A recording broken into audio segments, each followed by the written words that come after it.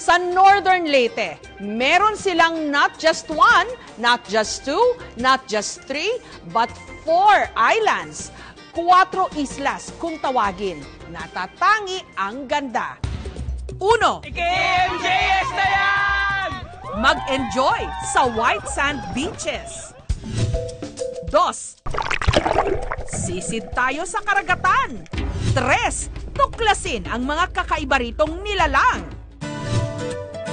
4. Tikman ang masasarap nilang pagkain. Halika na! Island hopping tayo sa itinatagong ganda ng probinsya ng Leyte, ang 4 Islas. Bawat probinsya may ipinagmamalaking mga isla.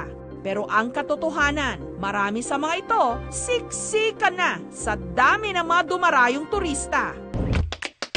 Pero kung gusto mo ng tahimik at payapang mga isla, 3 oras lang mula sa airport ng Tacloban, papunta sa bayan ng Inupacan, naghihintay ang mga bangkang marerentahan mula 2,500 to 4,500 pesos na magdadala sa'yo papunta sa 4 nilang mga hiyas.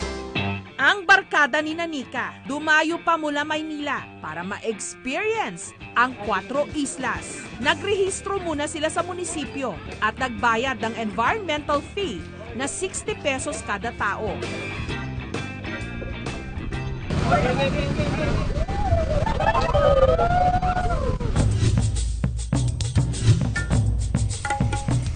Minutes mula sa mainland ng Inupacan, mararating ang pinakamalaki at ang itinuturing ding pinakamatanda sa magkakapatid daw na mga isla, ang Hugis Zapatos na Himokilan Island. Ngunit hindi katulad ng 3 iba pang mga isla, ang Himokilan nahihiwalay dahil hindi na pala ito sakop ng bayan ng Inupacan, kundi ng katabing bayan na ng Hindang. Pagdating doon, hindi lang puting buhangin ang bumati kina Nika. Pati na ng mga tila nakalutang sa tubig na rebulto ng kanilang patron na si San Pedro, pati na ni Santo Niño. Ayun, magdadiving po tayo. Sisirin natin ang mundo ng karagatan. Ang magbabarkada, agad na sinisid ang karagatan. Manghang-mangha sa malapad na coral walls.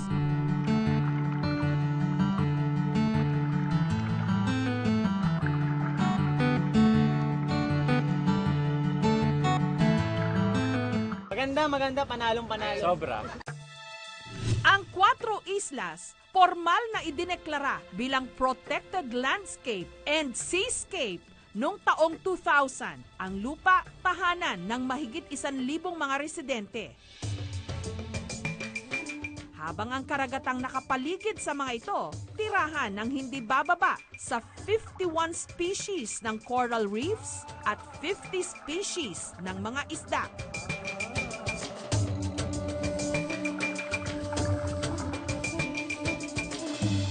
Upang protektahan ang marine sanctuary, mapapansin ang nakahanay na kawayan, palatandaan sa mga lugar na dapat iwasan ng mga bangka.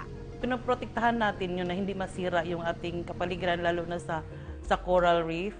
At saka yung mga seagrasses na yan ang nagpagbigay ganda sa ating 4 islas. Pinagbawal natin yung magsira sila, mangunguha. Yan ay mga illegal yan. Kailangan maingat, hindi masira yung ating mga halikasyama na nandoon sa 4 islas. Sunod na pinuntahan ng magbabarkada, ang pahabang pulo na Isla Mahaba. Napakaganda ng sand and the beaches. And kaya ako nga sa inyo, puntahan nyo na to. 10 minutong paglalakad mula sa tabing dagat, naghihintay ang mangrove area kung saan may matatagpuan daw na mga kakaibang nilalang.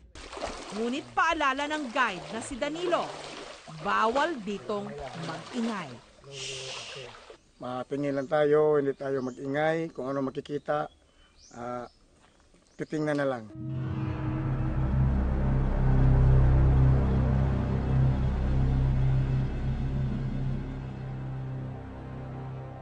Maya-maya pa ang magbabarkada, nakaramdam na tila may kumikiliti sa kanilang mga paa. Ayan na nga sila, ang red shrimps, isang uri ng freshwater shrimp na nagbibigay daw ng unique foot spa experience. Nakakakiliti eh. Samantala, sa tabing dagat, may isa pang taga rito na nais ding bumati, ang coconut crabs, na kilala rin dito bilang tatus. Isa itong uri ng land crab, may 8 galamay at madalas nyog ang kinakain. 10 minuto mula sa Mahaba Island, naghihintay naman ang pangatlong isla kung saan may mga nakatirang 500 tao lang. Ang pangalan ng ating island number 3, Apid. Bukod sa pangingisda, ang ikinabubuhay ng mga taga rito, handicrafts mula sa halamang romblon. Ang mga kababaihan ng Barangay Apid ang nangunguna sa pagpapatuyo at paghahabi ng mga ito. Ito ang gawang pambabae. Ang malilikhain nilang mga kamay, nakakagawa ng pitaka, bags, banig at sombrero na ibinibenta sa mga turista. Samantala, ang mga kalalakihan naman abala sa paggawa ng mas malalaki nila ritong produkto, mga bangka. Ayon kay Junbi, isa sa mga boat maker, ang ginagawa raw nilang mga bangka hindi para sa pangingisda, kundi para sa mga turista. Nung wala pang turista dito, yung maliliit na bangka namin yung pangingisda. Gutom na ho ba kayo? No problem! Tamang-tama! Ang specialty nila ritong luto sa tinabal o yung mga preserve na isda sa pamagitan ng asin. Itong isda na ito ay binabad ng 3 araw ng asin.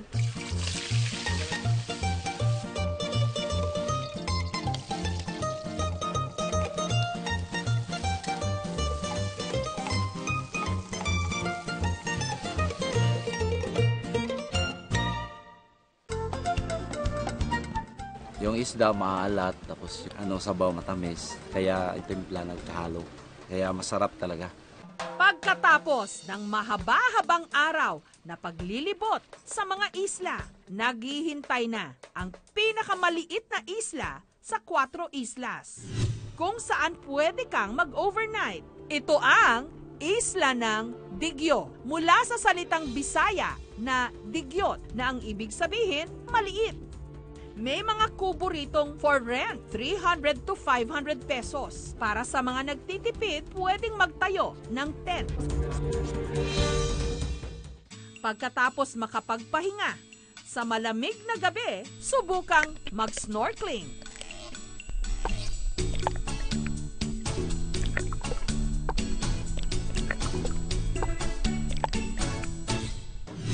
Dinarayo rito ang 35 to 40 meters na sandbar. Hindi katulad ng ibang sandbar na lumulubog, lumilitaw. Ang sandbar na ito pwedeng ma-enjoy buong araw.